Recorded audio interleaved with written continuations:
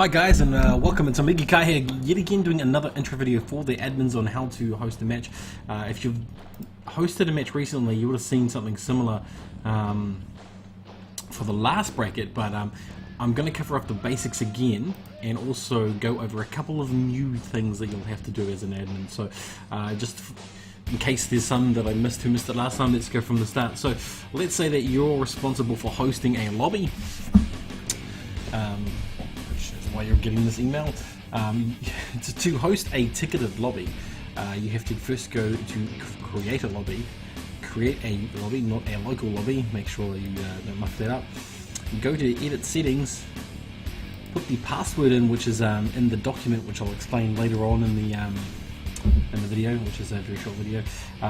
Choose the server location as Australia, this is a must, and more importantly, change the spectators to Dota 2 New Zealand Nationals, so yada yada. You can see there that it says the New Zealand the Dota 2 New Zealand National 2015, yeah, you want that. So that's how it appears on the ticket. Without that, it doesn't appear. And if you host a match that's like this, that doesn't have this detail, we can't check when people have complaints. We can't even check the result without talking to you, to the players. So, and it's not on the ticket, which is the main reason. So you make sure that that's the case. And then of course, obviously, change the type to captain's mode. Right, so you get the lobby from the document, which I'll explain very shortly. And if you've done this before for Open Qualifier 1, you will be familiar with the format and Australia, and then away we go. You're ready to go, wait for the teams to join. If you are just hosting the lobby, occupy the unassigned players' positions. If you are actually casting, because some of you are also casting, you will occupy the broadcaster channel and put your details in there, including what channel of your own you would like to broadcast to. Because we're not using the April channels this time. Right, okay, so here's the extra added thing for those people that were not here last time. I'm just gonna change the screen. Let's go with the capture. Right, so as you'll get a document that has a whole bunch of stuff in it, so quickly explaining it, this is the team name down this way, this is the players that they've listed in terms of Open Reserve and Reserve 2. Some of these will be updated because I've emailed some of these teams and said, hey, you've got no reserves, so that should all be filled in when we get close to the date. And then how many of the players are New Zealanders. Right, so I've highlighted 1, 2, 3, 4, 5, 6, 7 teams in pink. These teams are suspect because they only have one player, or in some cases 2 players, listed as New Zealand players. If you are adminning one of these matches, you will need to go in and double check the Steam IDs. Not all of them, just want to vet that the team captain, who's this guy, is definitely playing. If you come across a match where there is a player that's listed as a Kiwi that is not playing, you must immediately notify me or somebody in the senior admin, because that team cannot progress. They've actually filled in a declaration, if you will, that says I acknowledge that in every match I'll have at least one Kiwi player playing at all times. So if they validate it, they get DQ'd. Also, this is an option here. If you get a PM or a message or a query to check the veracity, or the validity of someone's team, you can come back to these and just double check all the IDs and go, yes, no, this is exactly what they're registered with. If any time you've got a suspect, like there's a person in there that's not supposed to be in there, you can come back to the open reserves, you can come back to the players and just double check them off. There's an extra feature that we didn't do last time. We kind of glazed over it a little bit last time because it was scrub teams. This is more a pro end of the market, so to speak, or market, or the scene, so you do need to actually do this. This is why I've actually allowed for an hour and a half in this matchup, which I will send that document to you accompanying this video, which explains it. So how does it work? Right, so let's see if I can find it, because I was a scrub and didn't prepare myself.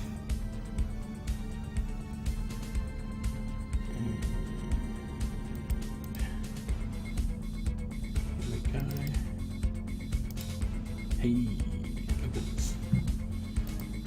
Good stuff. There we go. Right, okay, so for those who did last time, this is almost exactly the same formula. It is the letter in the challenge bracket or a number, in this case a letter followed by a letter. Last time it was a number followed by a letter, but this time it's a letter followed by a letter. So it's the invitational bracket, so all the passwords will start with I, and it is the letter of the match on the challenge log. So if you have a look at the challenge log, these little matches, A, B, C, D, E, F, G, H, R, S, T, U, V, all the way through to P and A, D, all of these are listed on here as having passwords. You'll get a copy of this also included in the email, which will be in both PDF and Excel versions for you to have a look at. And it tells you who's responsible for hosting the match and who's responsible for casting the match and the time that it's responsible at. So for example, here you can see at 9:30, 49 is both casting and hosting this password lobby.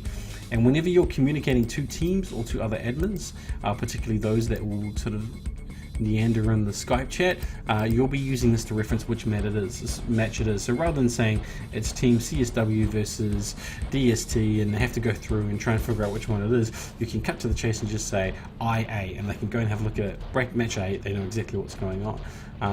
Same in teams when you're dealing with teams. Here's a result. The result is match IC and this team won, which you may not need to report back to because you may not be watching that match. There's someone else that's in charge of that.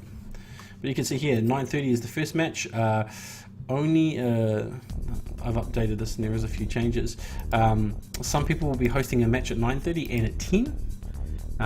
This means that by 9:30 your match must begin, or you'll be looking to start it at 9:30. So you can host that lobby, and it's preferable that you do host the lobby prior to 9:30 to allow teams to come in for you to check. You want to start around 9:30. They've got all the way up to 9:40, 9:59 to be ready and go. If they do not start by the next time that you need to leave, then we need to determine a winner, and then you just leave. Right, and go and host your next lobby. That's if you're hosting two matches, and I think in this case only one person will be doing that, and for the most part everyone will be just hosting one lobby only in one time slot. So the timings are for Saturday the 11th of April, 9:30 to 10, 11:30 to 12, 1:30 and 2, 3:30, and then two matches at 5 PM, which is a little bit late, but that's how I've managed to sort it out. Those casting those matches at 5 PM or hosting those matches at 5 PM, the losers of those matches, instead of being eliminated, are actually playing for 5th position, because we have actually a 5th place in this tournament. Challenge won't do it with the way that we've set it up, so we're going to have a specialized 5th player match on the Sunday. Again, the names might change slightly from what you see on the screen to what's in the document, because I still have a few tweaks to make to it. So recap, hosting your game, making sure that you check the settings for both Australia and New Zealand Dota 2 National 2015 with a random everything and a captain's mode. Alright, making sure that the teams are ready. Are you ready to go? Getting a confirmation from both team members, from both teams, that they are ready to go. As soon as you see those 2 Gs from 2 opposing team members, you can start. Away you go. You can start early, which is the thing people didn't realize last time. If all your teams are ready to go at 9 o'clock, or your match is supposed to start at 9:30, just go. If your match is at 10 AM and it's 9:30 and they're ready to go, just go. You can start early, because obviously there's benefits for that, but the time is still there, so if the teams are not ready, obviously you have to wait. Right,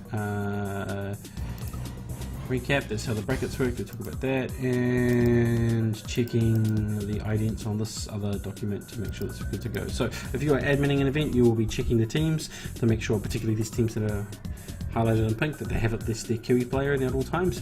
This will be a backup document for you to check also about whether or not the teams are legit. They are who they say they are, because there will be some teams, in particular this team here, which is called DSD or Deluxe something or other. What is it showing up? Deterrent Squad Deluxe or DSD. They have an infamous player in the scene who's toxic. His name is Kaza, but he also draws a lot of viewership. So there's a lot of people that will watch his matches purely because they want to see him get destroyed, and they gleefully excite in the matches when he loses. So when he applied, I accepted it based on the fact that it will create a lot of viewership. Also, Events sometimes do well when you have a drama team or a bad boy for everyone to hate. So if you think of, it may not be a good example, you think of WWE, you have all these bad characters that they're not really bad, everyone knows they're not bad, but they are characters and such, and it adds a little bit more to the story a little bit, and a little bit more to excitement to the match. And this is the same sort of scenario here. I'm hoping that they actually go through to quite late, because it will create a lot of controversy and also a lot of chatter and also interest in the actual event. But in any case, they're in the event there, so definitely check that player too is in every single match, because this guy Kazza is known for cheating. So hopefully you've got that brief there. Right, so there we go, covered off. So it's pretty much the same for everyone who helped out with Open Qualifier 1, except you now have to check a couple of players. You don't have to check every single player, just recapping, you only have to check these players they say that are Kiwis, and you only have to check other IDs if you feel something suspect.